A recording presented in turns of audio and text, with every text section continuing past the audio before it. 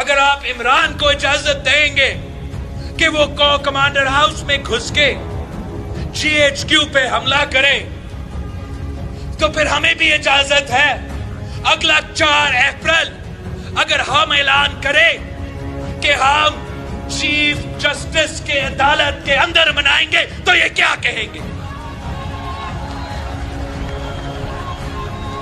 اگر ہم کہتے ہیں کہ شہید محترمہ بے نظیر بھٹو کی اگلی برسی سپریم کورٹ نمبر 1 میں منایا جائے گا تو یہ کیا کہیں گے؟ پاکستان کی قسمت کے ساتھ مت کھیلو.